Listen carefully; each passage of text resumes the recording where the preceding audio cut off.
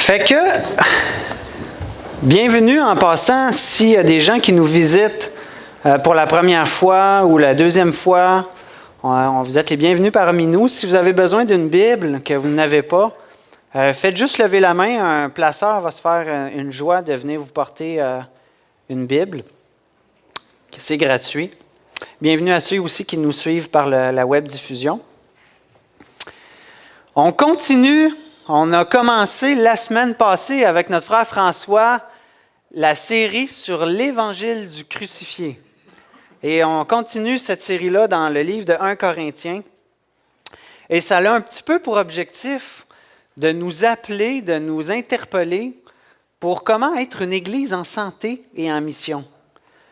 Comment être dans le champ missionnaire, comment se laisser purifier par l'Évangile. Et ça va être le fun, c'est une belle aventure qu'on a ensemble. On a vu dans l'Épître aux Corinthiens avec François la semaine passée que la ville de Corinthe, c'était une ville corrompue. Vous vous rappelez? Il y avait beaucoup de corruption, de débauche, de prostitution, d'ivrognerie, de temples de faux dieux, d'orgueil et préjugés. On pourrait en faire un film. Il y avait toutes sortes d'affaires dans cette ville-là. Et on a vu ensemble aussi comment l'Évangile, comment la bonne nouvelle de Jésus est venue arracher des croyants à cette corruption-là.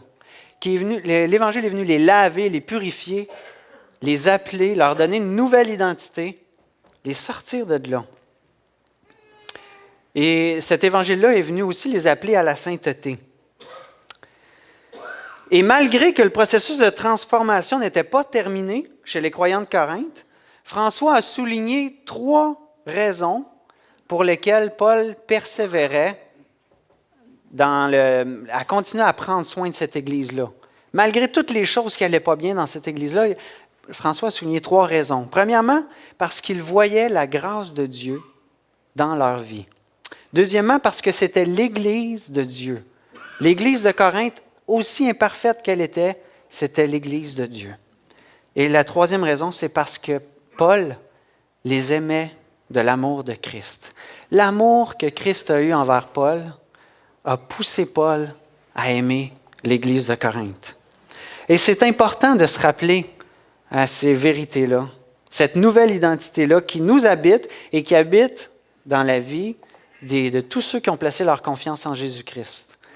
C'est cet amour-là qui nous pousse à aimer encore. Si cet amour-là nous rappelle qui nous sommes par la grâce de Dieu, elle ne nous voile pas les yeux, toutefois, sur ce qui doit changer dans notre vie. Parce qu'il y a des affaires à changer, hein? Et c'est cette passion-là de Dieu, dans le cœur de Paul ou dans le cœur de chaque croyant, qui nous supplie de placer encore notre confiance dans la grâce de Dieu pour vivre cette nouvelle identité en lui. Et ce matin, le thème un peu qu'on va voir ensemble à travers l'Épître de 1 Corinthiens au chapitre 1, c'est le thème de l'unité. On va voir que cet amour-là, cette grâce-là nous pousse à vivre l'unité. Si tout le monde ici a déjà fait partie d'une équipe, vous êtes d'accord? Si vous avez probablement fait partie au travail d'une équipe de travail, dans un sport ou dans l'Église, dans une équipe qui travaille à quelque chose. Imaginez que vous êtes le coach d'une équipe de soccer. Vous arrivez dans une équipe de soccer, et puis là, vous êtes le nouveau coach. Et puis ça ne va pas bien. L'équipe que vous prenez soin vient de se faire scorer par l'équipe adverse. Puis là, les jeunes que vous prenez soin commencent à se crier des noms. « T'es mauvais! Hey, le goaler, pourquoi t'as pas fait ton travail? » Là, il y en a un qui commence à saigner l'autre bord juste pour avoir il veut compter un but, puis il se dit, je vais rester devant le but vu que l'équipe ne sait pas rien faire. Là, un autre joue tout seul avec le ballon, ne fait plus de passes. Là, il y en a qui ne veulent plus jouer, qui se disent, mon team n'est pas bon, je préfère l'autre qui est sur le banc, il est bien meilleur, je ne veux plus jouer avec ces poches-là. Ça ne va pas bien. Puis il y en a un autre qui dit, le problème, c'est le coach. C'est lui, l'ancien coach était bien meilleur ou on va changer pour un nouveau. Eh bien, Paul se trouve exactement dans cette situation-là avec l'Église de Corinthe. Et j'aimerais ça qu'on puisse ensemble tourner dans les Écritures, voir qu'est-ce qui se passe dans 1 Corinthiens, chapitre 1. Ma version va peut-être être un petit peu différente de la vôtre, mais vous allez pouvoir quand même vous retrouver. 1 Corinthiens, chapitre 1, verset 10. « Je vous supplie, frères et sœurs, par le nom de notre Seigneur Jésus-Christ, de tenir tous un même langage, qu'il n'y ait pas de division parmi vous, mais soyez parfaitement unis dans le même état d'esprit et dans la même pensée. En effet, mes frères et sœurs, j'ai appris à votre sujet par l'entourage de Chloé qu'il y a des rivalités entre vous.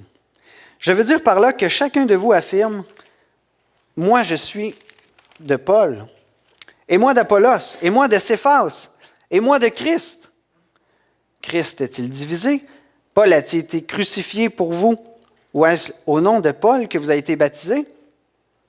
Je remercie Dieu de ce que je n'ai baptisé aucun de vous, excepté Crispus et Gaius. Ainsi, personne ne peut dire que j'ai baptisé en mon nom. J'ai encore baptisé la famille de Stéphanas. Pour le reste, que je sache, je n'ai baptisé personne d'autre. De fait, ce n'est pas pour baptiser que Christ m'a envoyé, c'est pour annoncer l'Évangile, et cela sans recourir à la sagesse du langage, afin que la croix de Christ ne soit pas vidée de sa force. En effet, le message de la croix est une folie pour ceux qui périssent, mais pour nous qui sommes sauvés, il est la puissance de Dieu.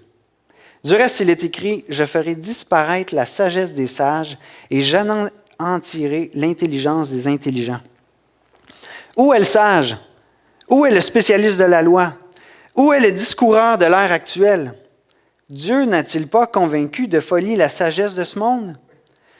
Puisqu'à travers cette sagesse, le monde n'a pas connu Dieu, en voyant sa sagesse, il a plu à Dieu de sauver les croyants à travers la folie de la prédication. Les Juifs demandent un signe miraculeux et les Grecs recherchent la sagesse. Or, nous prêchons un Messie crucifié. Scandale pour les Juifs et folie pour les non-Juifs, mais puissance de Dieu et sagesse de Dieu pour tous ceux qui sont appelés, qu'ils soient juifs ou non.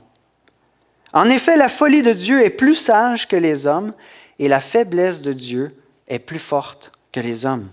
Considérez, frères et sœurs, votre propre appel. Il n'y a parmi vous ni beaucoup de sages, selon les critères humains, ni beaucoup de puissants, ni beaucoup de nobles. Mais Dieu a choisi les choses folles du monde pour couvrir de honte les sages. Et Dieu a choisi les choses faibles du monde pour couvrir de honte les fortes. Dieu a choisi les choses basses et méprisées du monde, celles qui ne sont rien, pour réduire à néant celles qui sont, afin que personne ne puisse faire le fier devant Dieu. C'est grâce à lui que vous êtes en Jésus-Christ, lui qui est devenu par la volonté de Dieu notre sagesse, notre justice, la source de notre sainteté et notre libérateur, afin, comme il est écrit, que celui qui veut éprouver de la fierté mette sa fierté dans le Seigneur. Amen. Prions ensemble. Seigneur, on veut te rendre grâce pour les paroles de vie et de vérité que tu nous communiques ce matin à travers l'apôtre Paul qui a écrit ces choses. On est reconnaissant parce que tu veux nous éclairer, tu veux encore élever ta propre gloire qui mérite toute notre adoration. Seigneur, on t'a chanté ce matin combien cet évangile-là, combien cette crucifixion-là nous est chère. Et Seigneur, éclaire nos cœurs sur ce que tu veux travailler dans nos vies par ta grâce. Viens nous encourager, viens arracher ce qui n'est pas de toi et planter ce qui est de toi, Seigneur, dans nos cœurs. Viens porter du fruit à travers ton esprit qui habite en nous. Amen.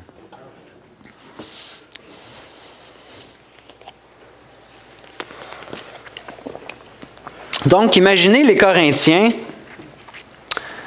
qui se parlent ensemble à l'église, puis je ne sais pas si c'était pendant leur rencontre ou après ou avant, mais il y en a un qui dit « Hey, moi je suis de Paul.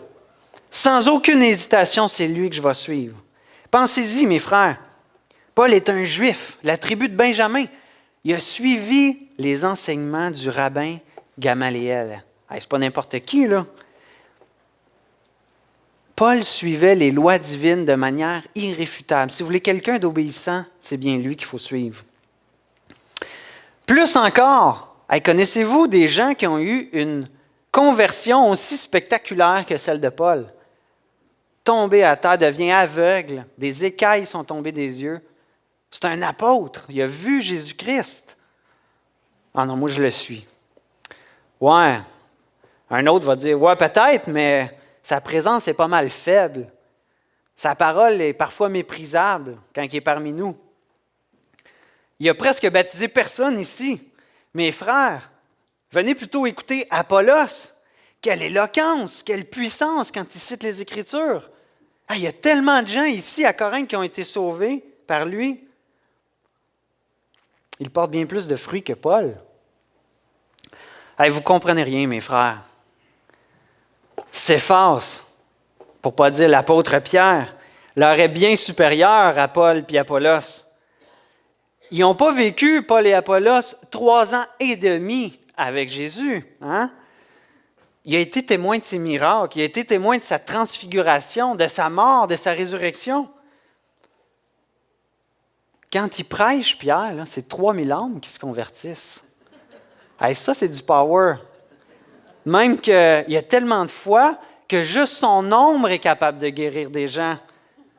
Essayez de battre ça avec votre Paul et votre Apollos. Hein? Et là, il y en a un autre, là, le sage de la gang arrive. Vous avez tout faux, la gang. Mes frères, moi, je n'ai pas besoin d'intermédiaire. Moi, c'est Jésus-Christ que je veux suivre. Fait que quittez toute cette gang-là, là, d'égarés, puis suivez-moi, on va suivre Jésus. Hein? Imaginez que ça se discute comme ça à l'église de Corinthe.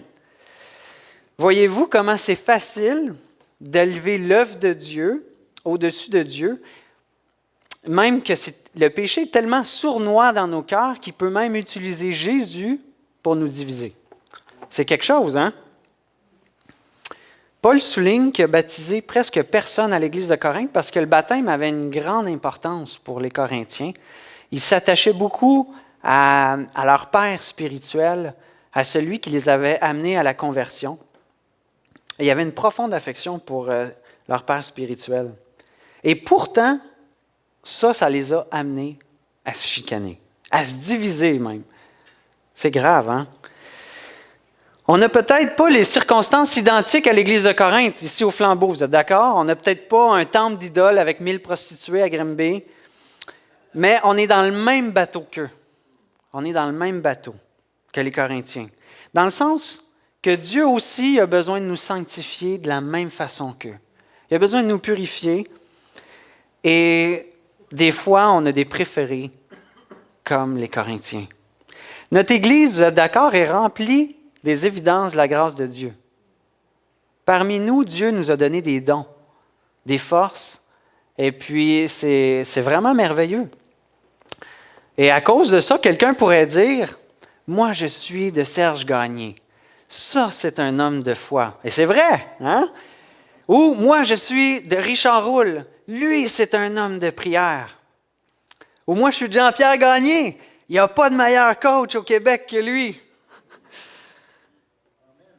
Puis quelqu'un d'autre pourrait dire, « Non, hey, vous n'avez pas écouté Jeff Lorrain.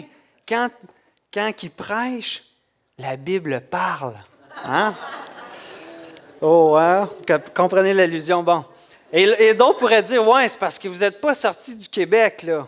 Vous n'avez jamais écouté John Piper ou Timothy Keller. Personne n'aurait le goût d'écouter les autres une fois que vous avez écouté ces prédications. » Et la jeunesse, malheureusement, vous n'êtes pas exemptés de ça. Vous pouvez dire, hey, « Moi, je fais partie de telle jeunesse ou telle jeunesse. » Je ne les nommerai pas, hein? Pour ne pas attiser votre fierté. Ou, hey, à telle jeunesse, il y a des concerts à tous les vendredis soirs. Ou nous autres, on sort, on a des activités. à chaque semaine. Et puis là, on peut s'enfler d'orgueil, puis là, vouloir peut-être quitter notre jeunesse pour aller rejoindre une autre. On s'en sort pas, hein? On a tous des modèles spirituels. Et ce n'est pas une mauvaise chose d'avoir des modèles spirituels parce qu'on a des choses à apprendre des dons de l'Esprit que Dieu nous a donnés. On a des choses à apprendre de chaque personne. Mais il y a toujours un danger qu'un modèle devienne une vedette. Et quand on compare nos vedettes à ce qui est moins bon ou ce qui ne fonctionne pas, ça peut, nous aussi, ça nous mène, nous aussi, à des déceptions et même à des divisions. Hein? On a deux vedettes ici, puis là, si je vous dirais qui est d'un, qui est de l'autre, vous commenceriez peut-être à dire hey, « moi, j'aime bien mieux lui, il est bien plus humble » ou « moi, j'aime bien mieux l'autre, il est devenu plus humble avec le temps, l'autre s'est enorgueilli. » Puis là, on pourrait faire une chicane avec ces deux vedettes-là. C'est vrai? Je ne vous demanderai pas pour qui vous êtes ce matin. Parce que je connais qu'il y en a qui ont des préférences. Mais on pourrait se chicaner pour ça. Les films se servent de ça, de nos préférences, pour nous captiver parce que ça fait jaser. Et quand on trouve des vedettes, quand un modèle devient pour nous une vedette, on devient comme des consommateurs qui s'associent à une marque, à une étiquette, et qui oublient l'essentiel de la vie chrétienne. On passe à côté de l'essentiel, puis on s'attache à quelque chose de secondaire. Et ma question pour vous ce matin, avez-vous une vedette? Avez-vous une vedette dans votre vie? Une personne que vous admirez tellement qui est devenue une vedette. Ça peut être un ministère que vous admirez tellement qui prend la vedette. Ça peut être une église. Avez-vous une vedette du passé? Si vous n'avez pas une vedette présente, peut-être une vedette du passé. Quelqu'un qui était, mais qui n'est plus. Et quelqu'un qui vient assombrir votre perspective de l'Église aujourd'hui. Vous attachez à un modèle passé, et puis là, être déçu. Aujourd'hui, là, non, c'est plus comme c'était. S'il y avait cette vedette-là, ça ne serait pas comme ça serait aujourd'hui. Et regardez les autres, où notre situation, avec la loupe de nos idoles, nous éloigne les uns des autres. Quand on regarde notre situation, ou qu'on regarde les autres avec la loupe de nos idoles, ça finit par nous diviser. C'est quoi la solution pour éviter ce genre de problème? Comment on peut éviter ça dans la famille de Dieu? Dieu ne veut pas ça qu'on soit divisés, en chicane les uns les autres. Eh bien, la réponse, c'est tellement simple. C'est l'Évangile. Hein? C'est l'Évangile, on ne s'en sort pas. Et au verset 17, on voit ici que Paul fait la remarque aux Corinthiens. De fait, ce n'est pas pour baptiser que Christ m'a envoyé, c'est pour annoncer l'Évangile.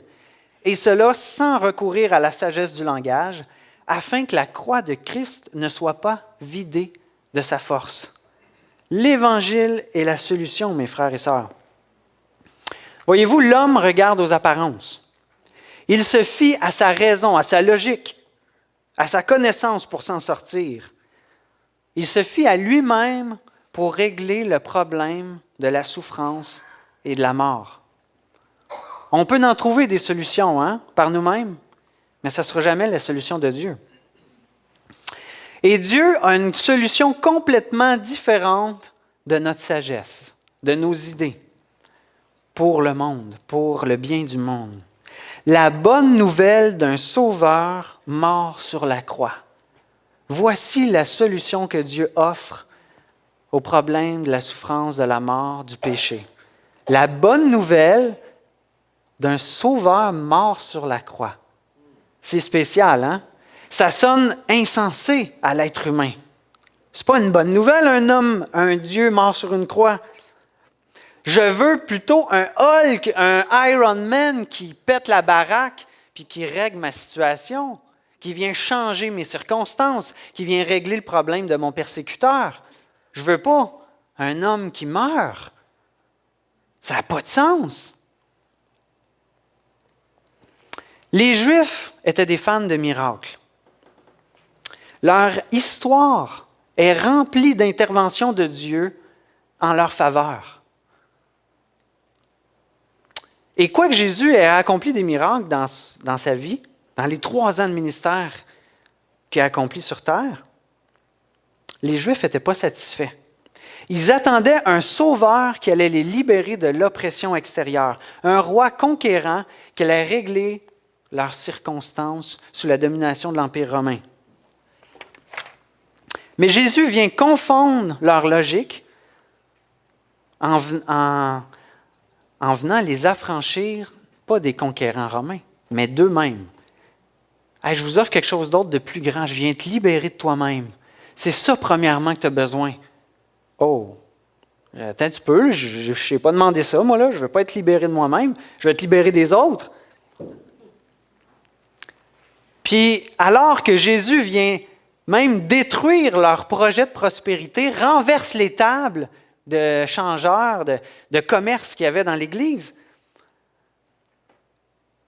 les gens, eux, voulaient une sacrée bonne raison pour qu'il agisse comme il l'a fait. Et on le voit dans l'Évangile de Jean. Quel signe miraculeux peux-tu nous montrer pour prouver que tu as le droit d'agir ainsi? Alors, tu détruis nos projets de prospérité? Montre-nous un miracle pour nous prouver que vraiment tu as l'autorité de faire ça.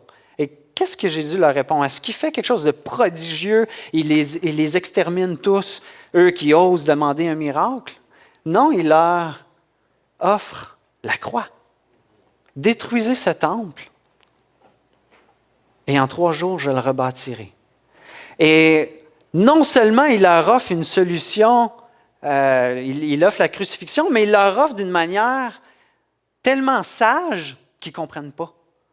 L'allusion est tellement plus élevée que leur conception qu'ils ne comprennent pas. Hey, ça nous a pris plus de 40 ans à bâtir ce temple-là, puis toi, tu dis qu'en 3 jours, tu vas le rebâtir. Ils ne comprennent pas le sens de la croix. Et il n'y a pas beaucoup de monde, je pense, qui le comprendrait si on était à leur place. Et ça me fait penser, c'est ça, au lieu de préparer un miracle prodigieux et instantané, Jésus leur offre le mystère de la crucifixion et de la résurrection. Non seulement ça semble avoir aucun sens, mais en plus, c'est scandaleux pour les Juifs. Une fois qu'ils l'ont compris, une fois plus tard, à force de le répéter, une fois qu'ils comprennent ça ou qu'ils le voient mourir, pour eux, ça n'a aucun sens. Ce n'est pas un moyen de salut, la croix, c'est une malédiction. Deutéronome le dit, Galates le dit, hein, maudit soit quiconque soit cloué sur le bois. C'est une malédiction, ce n'est pas un moyen d'être sauvé. Et rappelez-vous les disciples, quand ils suivaient Jésus, puis qui se fiaient à leur miracle. Hey, même les démons nous sont soumis. Et Jésus, qu'est-ce qu'il leur a dit?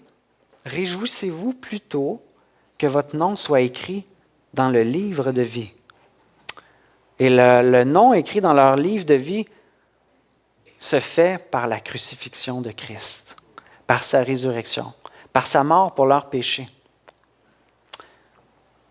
Alors, si je vous dirais, est-ce que c'est dans les miracles qu'on trouve notre salut ou dans le miracle de la croix? Tout le monde ici, je le souhaite. J'espère que vous placez votre confiance dans le miracle de la croix. Où se trouve la puissance pour nous délivrer des conséquences de notre péché? À la croix. Où se trouve la puissance pour être réconcilié avec Dieu? À la croix. Où se trouve la puissance pour vivre une nouvelle vie à l'image de Christ? C'est encore à la croix. Et c'est ce qu'on a chanté ce matin. Ton sang parle beaucoup mieux. Les Grecs, eux autres, ce n'était pas les miracles. C'était une autre affaire, la sagesse. J'ai compté au moins 12 fois le mot sagesse dans le passage qu'on vient de lire ce matin. Les Grecs élevaient la profondeur des discours persuasifs et les arguments bien fondés qui sont exprimés avec l'éloquence d'un vrai leader. Ah, ça, c'est bien dit, hein? Ils soulignaient la sagesse, mais l'Évangile offre un homme crucifié. Au mieux, il offre un Dieu cloué sur un poteau. Ça n'a aucun sens, c'est de la folie. Vous savez, La crucifixion n'a du sens que si Dieu nous révèle notre état de pécheur. Sinon, ça n'a aucun sens. Si l'Esprit de Dieu ne nous révèle pas qu'on a besoin de Dieu, de son sacrifice, la crucifixion n'a aucun sens. Et en fait, si Dieu ne nous révèle pas aussi la réalité de l'éternité, la crucifixion n'a aucun sens.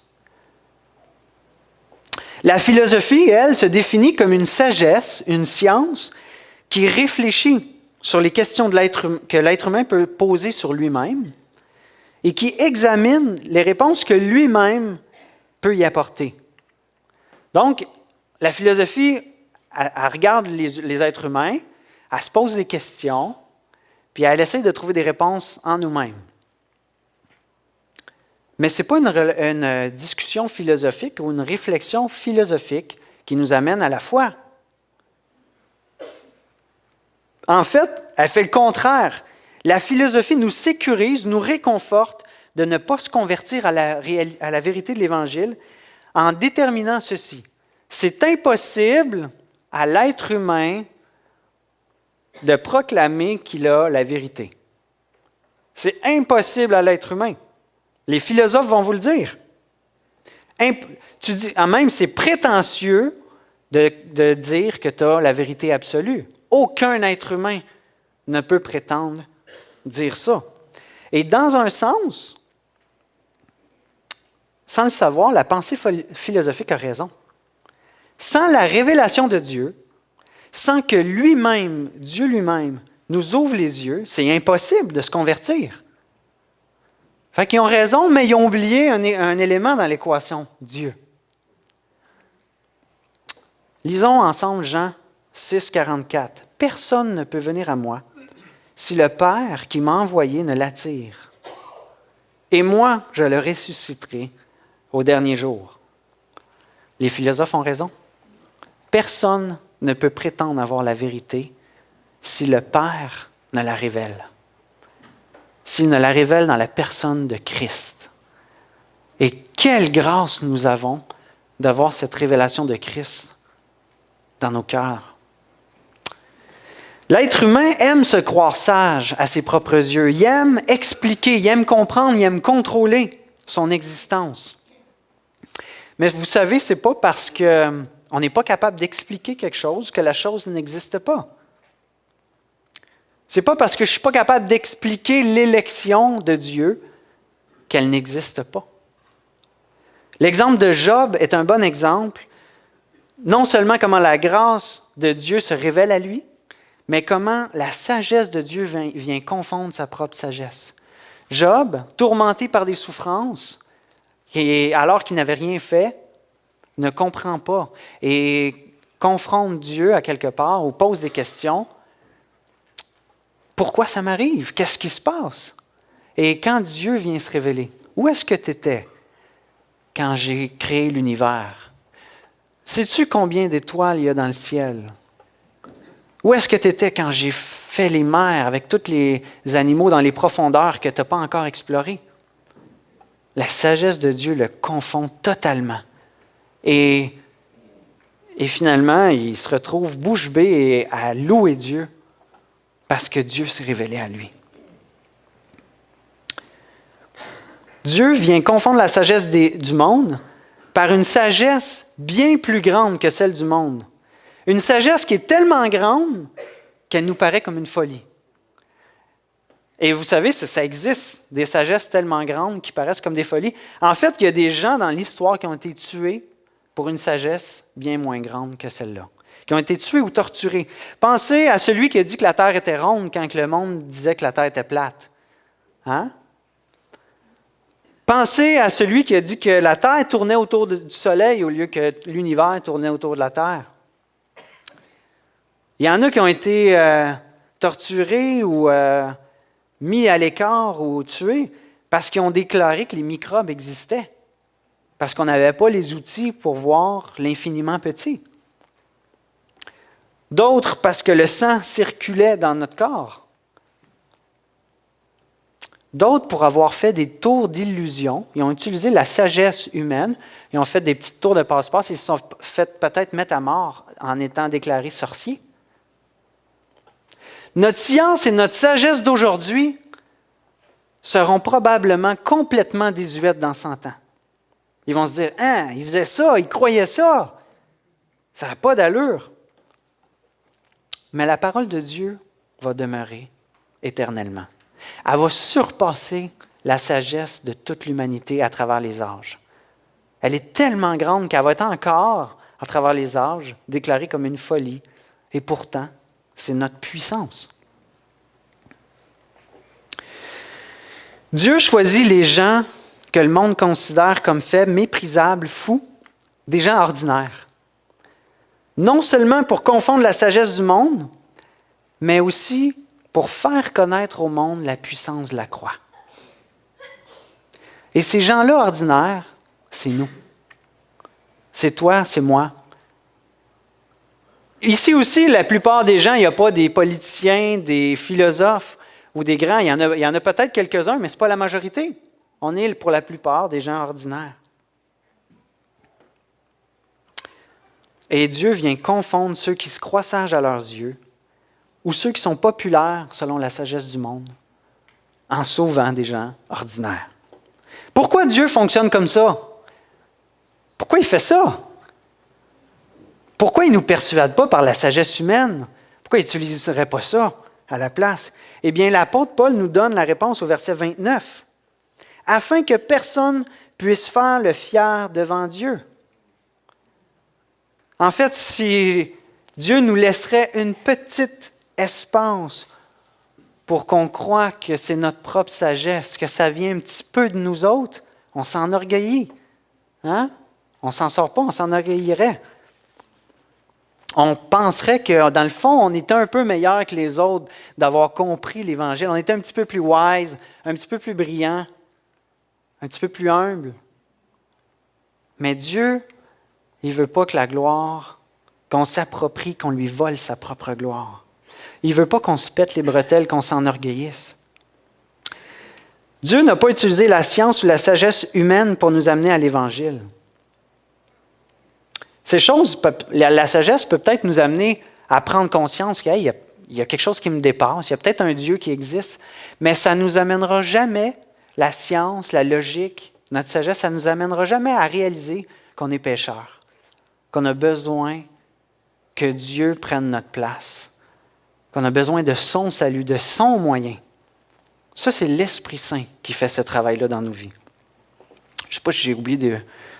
Oui, c'est ça. Donc, finalement, c'est uniquement l'Esprit Saint qui peut faire cela par la bonne nouvelle de notre Sauveur mis en croix. Voyez-vous la sagesse de Dieu? Pour terminer, peut-être vous avez des objections à placer votre confiance dans l'Évangile, dans le fait qu'un homme, 100% homme, 100% Dieu, envoyé par son Père dans le ciel, juste ça, c'est assez difficile à concevoir. Hein? Mais si vous avez des objections à croire à ces choses-là, parce que vous n'avez peut-être pas de réponse à vos questions, ou peut-être parce que vous avez des arguments logiques qui viennent questionner ces faits-là, je vous invite ce matin à prier Dieu. Simplement lui demander qu'il vous révèle votre cœur, qu'il vous révèle votre état. Dans quel état vous vous trouvez en ce moment face à lui? Priez-le. Qu'il vous révèle, priez-le aussi qu'il vous révèle le mystère de la croix. À l'Église de Dieu, à vous ce matin qui êtes ici, je vous invite à réaliser la grâce de Dieu à notre égard. Ce n'est pas parce qu'on est plus intelligent, qu'on est plus sage, qu'on est sauvé. Mais c'est le don de la foi que Dieu nous a donné. Et je vous encourage à ce que cette vérité-là soit aussi le motivateur de vos prières. Parfois, on se dit, quelle phrase wise je pourrais donner, quel argument solide pour convaincre telle ou telle personne. Mais en fait, ce qu'ils ont besoin, c'est de la grâce et de la révélation de Dieu. Parce que ce n'est pas la sagesse qui va les convaincre. Ils ont besoin de son esprit qui leur révèle la puissance de la croix. Et dernier point d'application, si vous avez une vedette dans votre vie, une vedette présente ou une vedette passée qui assombrit votre vision des autres ce matin, rappelez-vous que ce n'est pas leur talent. Ce n'est même pas leur don spirituel qui vous a sauvé, mais c'est l'Évangile du crucifié. Placez à nouveau votre confiance dans ce Sauveur mis en croix, qui a non seulement été crucifié, mais qui est ressuscité. Rappelez-vous ce matin que c'est l'Évangile du crucifié qui nous unit, qui nous protège des divisions. C'est cet Évangile-là qui est notre sagesse, notre justice et la source de notre sainteté. Amen. Prions. Père Céleste, merci de, encore ce matin, nous confondre, nous rappeler, nous remettre à l'ordre, nous ramener à l'humilité devant toi. Toi, le Sauveur tout-puissant, le Sauveur souverain, qui a choisi un moyen qui nous confond, un moyen qui est au-delà de notre sagesse, qui paraît fou à nos yeux, mais tu as décidé dans ta grâce de nous le révéler à nous, des gens ordinaires, pour nous faire connaître la puissance de la croix. Seigneur, je te prie de nous protéger des vedettes, des gens qu'on peut élever dans nos vies. Je te prie qu'on puisse retirer ce qu'il y a de bon, des modèles qui se trouvent dans l'Église, Seigneur, qu'on puisse les imiter. Mais protège-nous, Seigneur, d'en faire des idoles. Et amène-nous à te faire confiance, toi, en premier. Toi, uniquement, en fait, pour avancer dans notre sainteté, à grandir dans la mission et nous garder unis les uns aux autres, Seigneur. Amen.